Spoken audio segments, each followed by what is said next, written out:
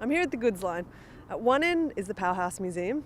At the other end is the ABC Studios and Devonshire Street Tunnel. It's a corridor that's had some major work done to rejuvenate this part of inner city Sydney. The first day, so I came to see that's right. Yeah, they are very excited. So the first day I see the newspaper, so I want to show them around.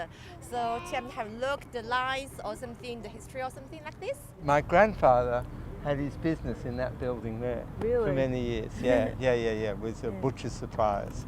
And everything except the meat. Do you think it's important Sydney has spaces like this? Oh, absolutely. You look at this area, it needs to be revitalised. Ultimo has had, essentially just Harris Street running through it. It hasn't really had another place where people can congregate. So you're either inside or you're on the street. So this is new, there's no cars around, so it's a different vibe. Also gives a great sort of sense of freedom. Like this is a girl coming on her scooter now.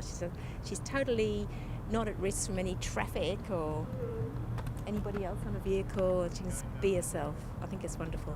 Yeah, it's really exciting. It's a great view of the Gary building. What would you like to see it be in the future?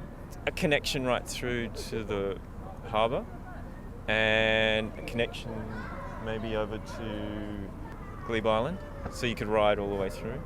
We study architecture in UTS and we're second year students. I think the seating's the main point because we've got quite short seating, quite open to the people passing by, not too private, and some of the seating's also very metallic, not exactly the most comfortable, but I feel like with appropriate seating, more private seating implemented, it'd be quite a bit more successful.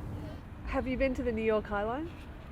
Yeah, I've been to the New York High Line. You can see quite a lot of similarities between the two pedestrian paths, like how the landscape tends to fold up into all the contours and shape of the land, but obviously the New York High Line's quite different, elevated above the ground, and you're provided with more views of the city.